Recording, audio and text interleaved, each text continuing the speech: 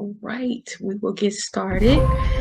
Hello, and thank you for tuning in to Kentucky Good Vibes. I'm your host, Shayna Perkins, and today I have the pleasure of interviewing a member of one of the hottest heartthrob, multi-platinum selling R&B groups of the 90s, better known as Shy. Please welcome Dr. Garfield Bright, PhD. How are you today? Hey, how you feeling? I'm doing great. I'm I'm doing good. great. Nice to be here. Thank you for having me. Mhm. Yeah. So tell us, what have you been up to over the years? Oh man, over the years, like it's been Hmm. many years since 1992 and all that. I've been up to a lot, hopefully over 35 year period of time. Hmm.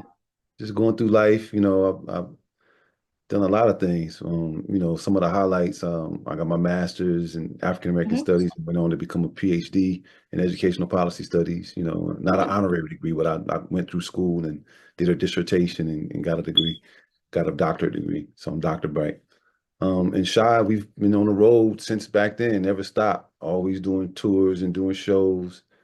I've written a book, a, um, a fiction piece called Lotus 3013.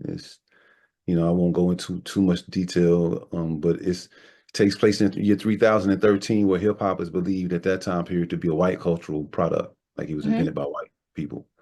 And Hmm. there's no trace of it being black except for this one bastion of proof called the Hall of Masters. Anyway, it's a dystopian, forces of good, forces of evil piece, Afrofuturism. And it's a pretty interesting plot. And I had to hurry up and write it because if I didn't, a lot of that stuff is gonna come true. So but yeah, so I've done that.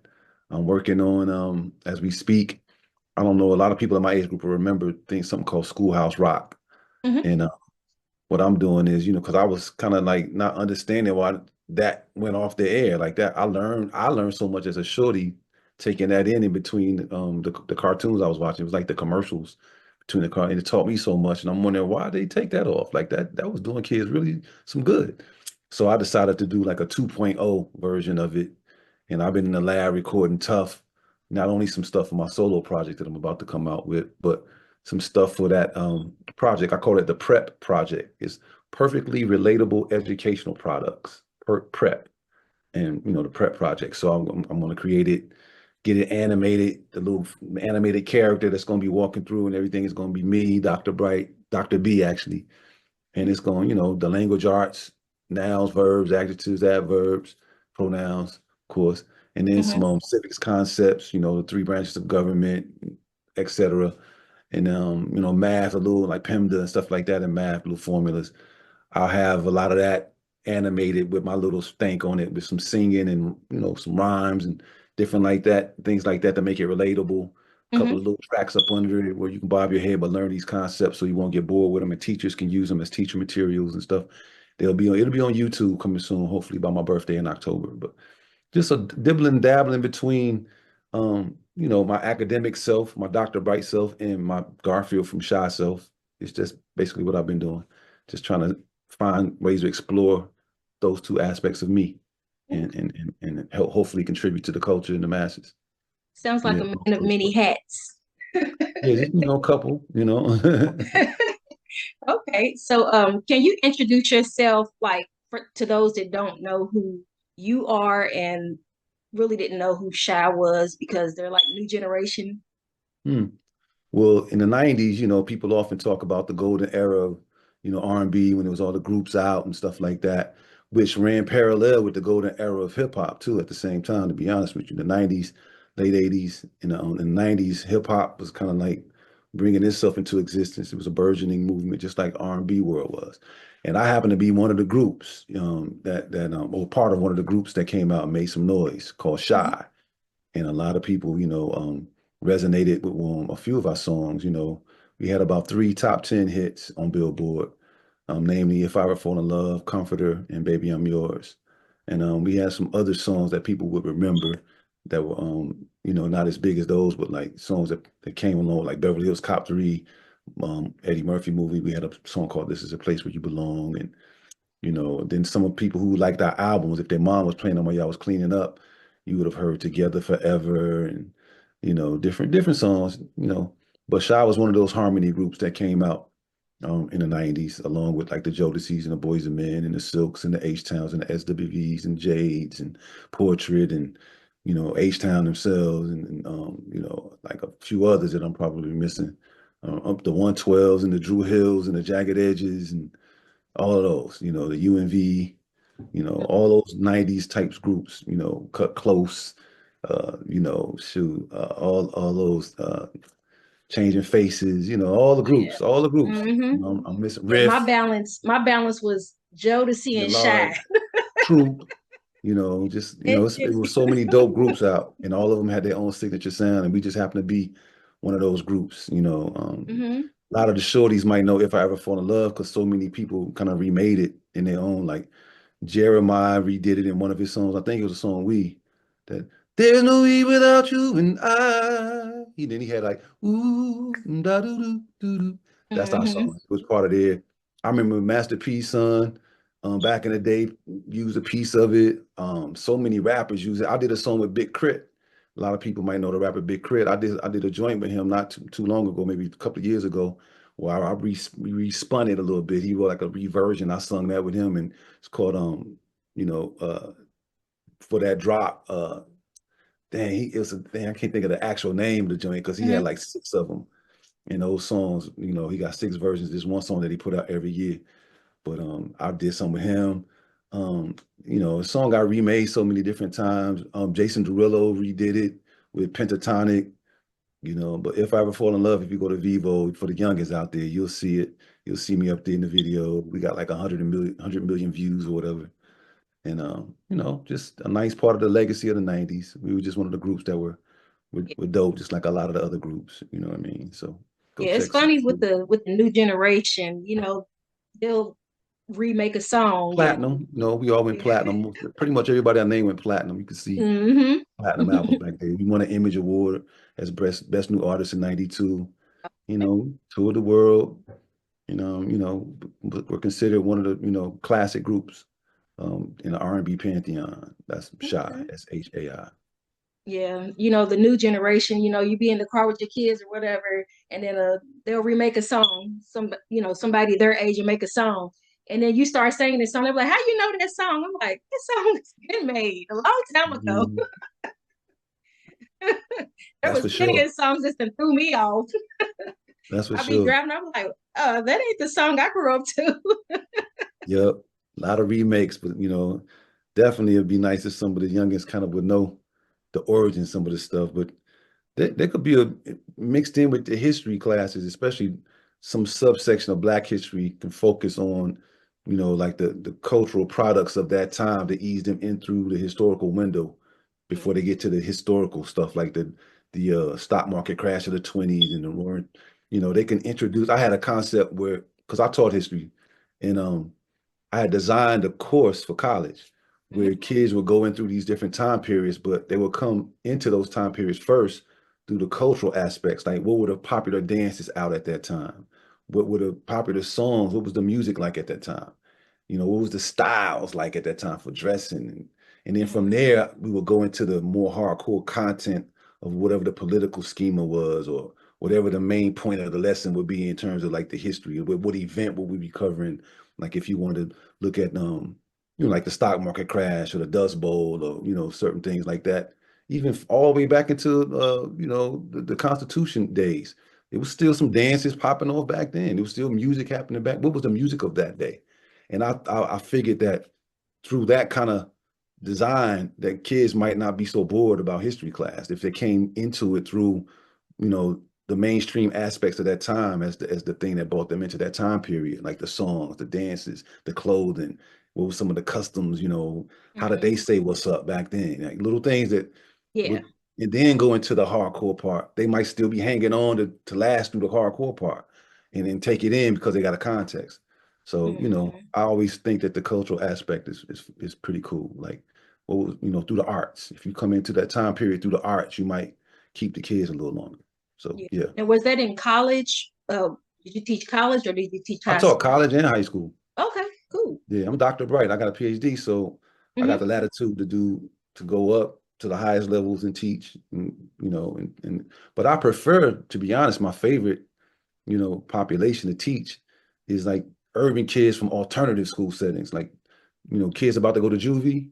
Mm-hmm. Like, that's gotten kicked out of all the schools. They have Mm-hmm. schools for them called alternative schools. Yeah. And those are the schools I like to teach at most. Like I'm in Texas. I taught an A-Leaf at two of those kinds of schools because my homeboy was a principal of one of them, and they had a teacher shortage, and he was like, "Hey man, you want to jump back in the classroom? I know it's high school, but it's like, yo, let's do it."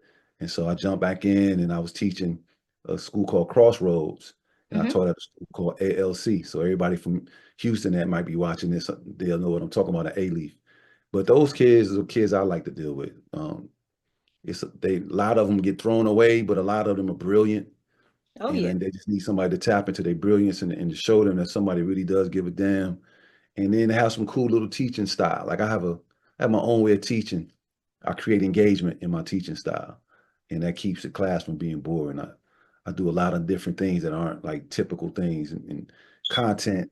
For all the teachers out there that are aspiring to be master teachers, your content area as a content person, that's like fifth place in terms of what you're supposed to be in the classroom to them. Mm-hmm. A lot of them are field dependent. They want to see who you are, what you about. Do you have they back? Can you relate to them?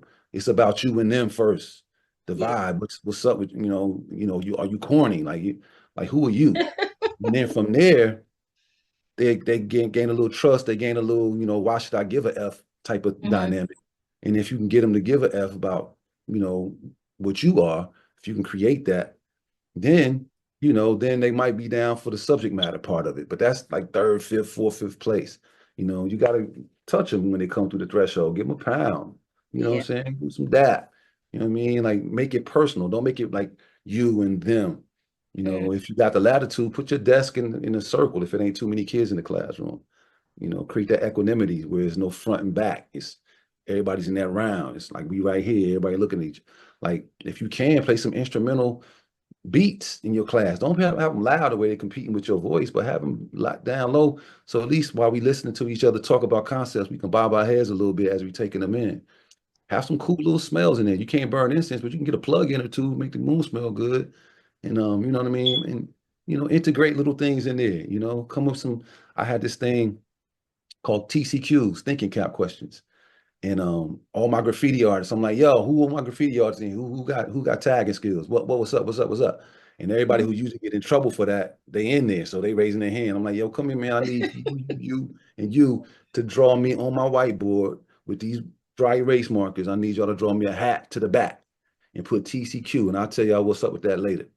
So I have these kids who usually get in trouble for having their graffiti pens. They in there with the dry erase markers drawing me this masterpiece hat to the back. And I'm like, yo, when you finish tagging, put your name at the bottom of it. Put your style, boom, boom, boom. And then I Mm-hmm. get kids. And so they don't put their work on the board in that way. And now they invested because now they got an art piece on the whiteboard that they just created. Now they paying attention because they got something up there, and they didn't have to solve no math problem, whatever. Yeah. And then what I do is my TCQs are questions like, all right, here's a question. And I'm like, look, man, you're gonna be my drum roll dude. And anytime I'm about to make a point, I need you to beat on the desk, give me a drum roll. And then when I do like this, that means stop. So my rowdy kid in there who want to make noise, I'm pointing at him, give him something really to do. I'm looking at him like, yo, come on, dude, you late. I need my drum roll. What's up? And Mm-hmm. then beating the hell out the desk, but he loving it because he wanted to do that anyway. And then I'm like, all right, all right. Then he stopped. Now he really want to know what I'm about to say. I like, here you go. And I'm starting to write it. What is bigger, the mind or the universe? And I'm like, look, I don't know the answer. It ain't no wrong Mm-hmm. answer. But if you tell me an answer, you got to tell me why why, give me the reason for it. And if you disagree with somebody, you can't be like, oh, that's whack. You got to tell them why you don't agree with it. You can't just don't agree with it. You got to say, okay, I don't agree with it because I think, and then we can go places. And then we'll have all that happening. They'll be having a definite opinion. And I got like a whole list of them kind of questions where there's no right or wrong. It's just intriguing kind of like questions. And by the end of that, people who don't ever talk in classes, they done started talking. They done got into it. Like they boom, boom, blah. And then okay, boom, okay. And then we transition over to the do now or whatever the class work thing is, and they already fresh, their minds flowing. They ready to do now. Now they got the energy up. Mm-hmm. They don't feel judged. They done spouted their piece without nobody tearing them down. They feeling empowered. Now they ready for the do. The beat is playing in the background. They bobbing. Like we done had a little discussion. Now and stuff like that is how I used to run the class. And teachers would be tripping because I would get Johnny, who don't never like my Hmm. drum roll dude. Usually that's the thuggiest thug of the class, but he my drum roll dude, so he gotta pay attention because he don't know when I'm gonna need a drum roll. I'm like, yo, Hmm. like look, I ain't gonna say nothing, but I'm gonna just look at you like this and nod my head. That means you give me one. You know what I'm saying? Stuff like that. And so I keep paying attention because he's waiting for the next drum roll. But because he's waiting for the next drum roll, he listening to actually what I'm saying with the content. And Yeah. then some of it might be a little interesting. And then if he dares to raise his hand, who on you think I'm calling on first? I'm hitting him up. What you got to say, Johnny? What's up? Yo, Hmm. Mr. B, I don't think such a now he all in the classroom talking about the content. And I'm like, anybody over there agree with Johnny? You know what I'm saying? Or disagree? But if you disagree, you gotta say why. You can't just be, and then it's just a dope class. Like people cutting class want to come to my class. But those kinds of alternative school kids is who I deal with because they so raw and so Hmm. real. They don't hold no punches. They don't give no F's about too much. Yeah. So if you could really get them in the headspace of a class, like teaching skill wise, you know you're doing something right. And two, it's rewarding as hell because at the end of it, they usually the main ones telling you how much they got your back and how much what you mean to them, and they really mean it. And so I like that population the best, you know. I'm kind of good in that kind of Okay. classroom, you know what I mean? So Okay. Okay. So, was it hard transitioning from being in the spotlight, billboards, TV, etc., to back in school and earning your PhD and changing careers and so forth and becoming a family nah, man? because I never changed careers. Like we came from Howard. We were already on the Okay. track as scholars. Like that, I was in college when Shy happened. It wasn't like Oh, okay. I had these dreams of being in the industry and that was industry or bust. I just happened to fall into some dudes who was talented and I was talented and So we y'all happened to didn't know get each a other record at deal. first? Yeah, from Howard. We all went to Howard University. I'm talking about I was before that, other than college. So no, y'all we just met. became College friends? is where you meet. I'm 17 years Yeah. old. I come to Howard and Okay. I meet these guys. They from different Okay. states. Like we meet Yeah. each other in college. Okay. And one of them was my roommate freshman year, and Oh, okay. that was my guy Darnell, the one who does the high note, and if I ever sings the chorus, that Mm-hmm. was my main guy. He still is to this day, my main guy. And and the other two were Alpha Phi Alpha fraternity members, and so was Darnell. He pledged Alpha, and that's how the group started through the Alphas, through those guys. Okay. And then I came in right before we got a record deal. We did a big show, and I joined them for the show, and then we together became a thing. But like when you're young and stuff like that, you're doing stuff at college, you got a hobby, and a hobby end up catching on the mainstream level to get a deal. But we were Mm-hmm. already scholarly people to make it to Howard. You can't be no dummy coming to Howard. You made it into a Yeah. HBCU, like one of the mecca of black colleges. We were already somewhere mentally. Mm-hmm. And I just kept that going. It wasn't like I changed to that. I always was that. Like I never, people just didn't know it. People who saw me as part of the singing group, just in their mind saw me as Garfield from Shy, but they didn't Mm-hmm. really know who I was, who I was, who I was. I was always a scholarly kind of guy, straight A student. I was always this guy, like that was destined to end up getting a PhD. And like you don't just all of a sudden have what it takes to be that. Like Yeah. I was already that. And Mm-hmm. so I maxed out, got a was a platinum artist, but I'm also Dr. Bright, the terminal degree, the highest you can go in the educational trajectory. I did that as well. So it wasn't like I changed careers. Mm-hmm. I did both at the same time. I was Okay. all like I remember when we were on the Tom Joyner cruise, and Mm-hmm. Tom Joyner got the best, dopest, craziest cruise you ever want to be on. We got invited to sing on it. And but at that time, I was getting my master's degree, and chapter 4 of my master's thesis was going to be due that Monday when I Mm-hmm. got off the boat. So between shows, I was literally in my cabin typing out chapter 4 of my master's thesis. Mm-hmm. Like I was literally doing both at the same time. Like that's just me, So I made out of both of those things, so they're both authentic. I didn't just change and do one because like I was always Mm-hmm. both, always, ever since we came out. We all were. One of Mm-hmm. the guys, Mark Gay, in the group, he got a degree in zoology. You know what I mean? Like that's what his degree was in. He was a zoology major.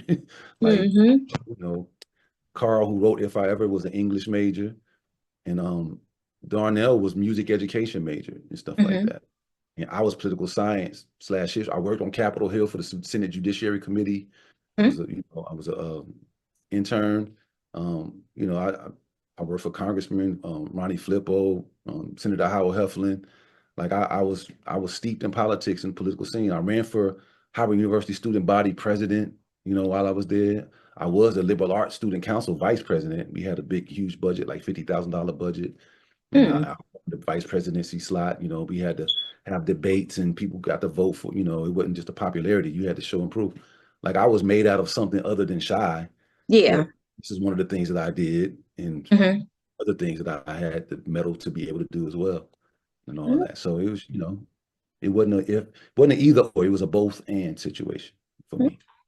Okay, so when you received your first big check, what was the first thing you did with it? Or do you remember?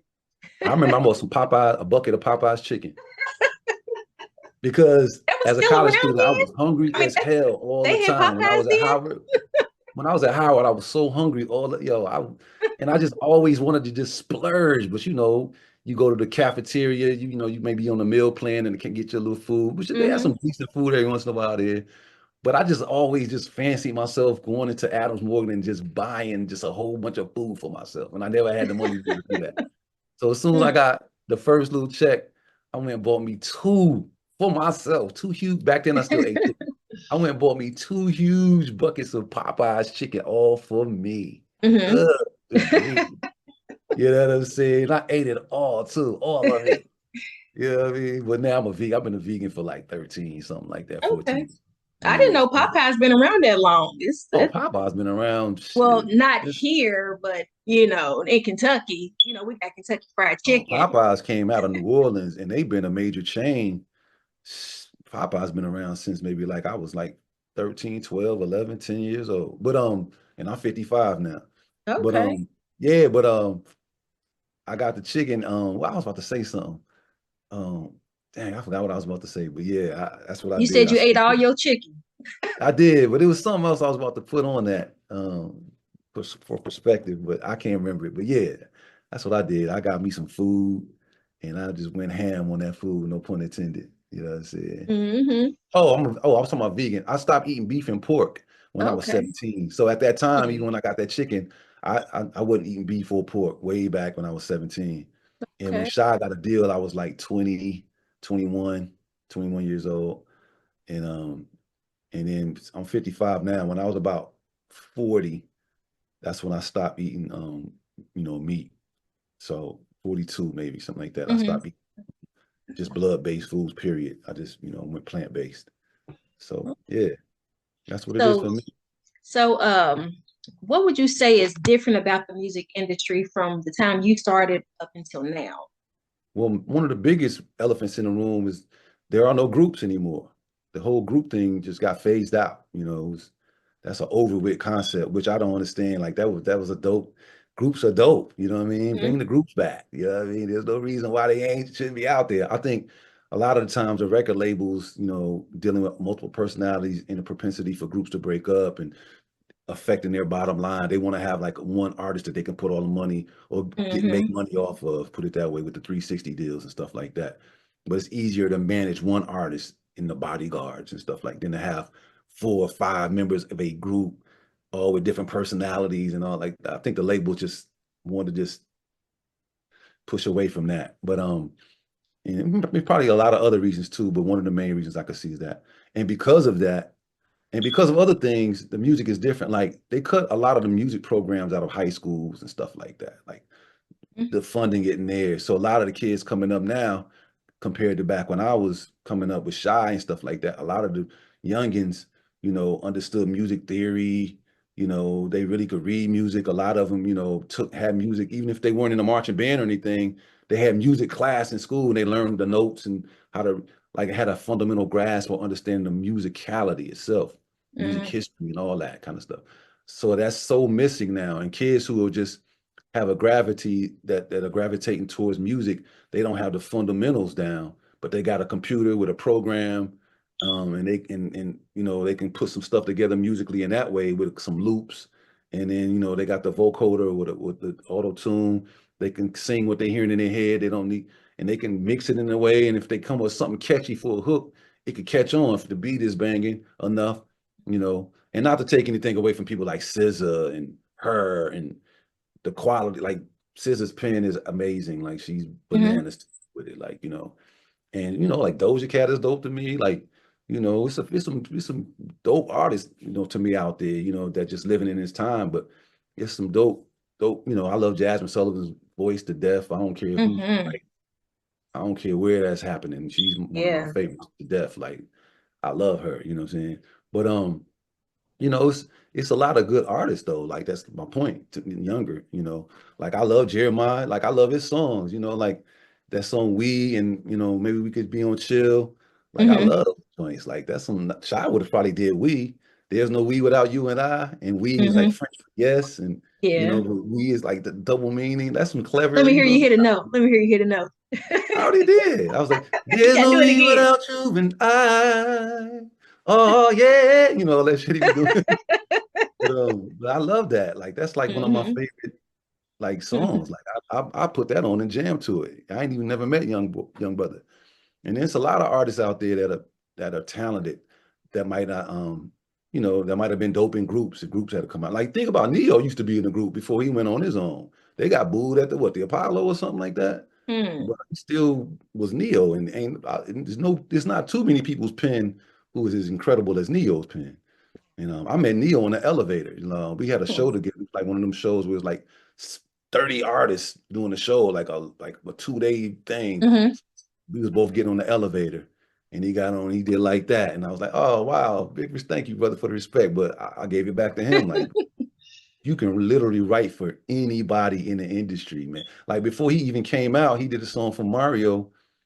Saying that was the most um you should let me love you. You Mm-hmm. should let me love you. Whatever that song was number one. Like that song, he didn't ever have to come out, and the royalties that he get probably off of that probably had himself for life. But then he had the nerve to still come out and be Neo with his own Yeah. hits. Like so, Mm-hmm. it's so many. There's some talented cats out there, but music changed. Like the musicality changed, the tracks changed. Mm-hmm. It's the melodies are different. A lot of songs don't have bridges in them no more. Like, the hook, verse, then the Mm-hmm. bridge. They don't have that thing no more. They just go hook, verse, out. Yeah. Songs got shorter, stuff like that. Harmonies. A lot of people don't do harmonies anymore. Some people don't know how, because I get solicited by a lot of the young artists. Yo, Mm-hmm.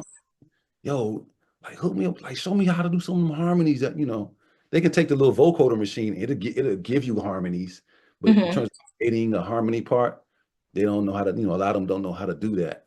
So the music is different, but they real creative in terms of business marketing, like the youngins. They know how to get their stuff out and they take advantage of social media platforms and they know what to do to get their stuff. They know how to get into them to the people, and that's where we lack, the old heads. We used to have signed to a label and had a distribution company, create marketing plans and put out. They Mm-hmm. self-sufficient. It's a Yeah. lot of artists I've never heard of, and they'll move about 20 or 30, 40,000 units, and all the money comes straight to them instead of splitting with the labels, and they got a nice fat bank account, and only a core people know who they are, and they Mm-hmm. they they buying a mansion, they got the Lamborghini, what I'm saying? So, it's just a different time we in, you know what I mean? But there are definitely some talented artists out there. They just, it's just a different day. And Okay. expressing it, different cadences. A lot of Mm-hmm. the songs are written in like rhyme cadences, like MC, like a rapper kind of cadence. But Mm-hmm. like, but it's being sung, Scissor be writing like that, it's like a lot of them write like that, shoot, even your girl, what's the little Filipino girl, fly little though, she married to my man that rhymes, so Filipino. she not married to him, that's one of the things, she's Cardi? like, huh? Not no, no, not Cardi. You Wow, said she Filipino, Filipino. like Janae Aku.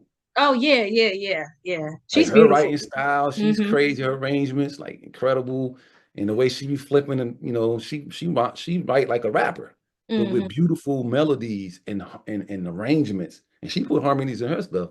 Like I would like to see her do something with Sade. That would be dope. Because to me, she like a 2.0 Sade, even though Okay. she got more like runs. But her tone is so soothing. Like they could do something together. Like Sade could Mm-hmm. sing some of her stuff. That would be a fly combination. Anyway, but it's some talent out there for sure. It's some dope talent out there. It's just different than when we was out. Just a different kind of vibe, like you know. But it's still some talented cats out there.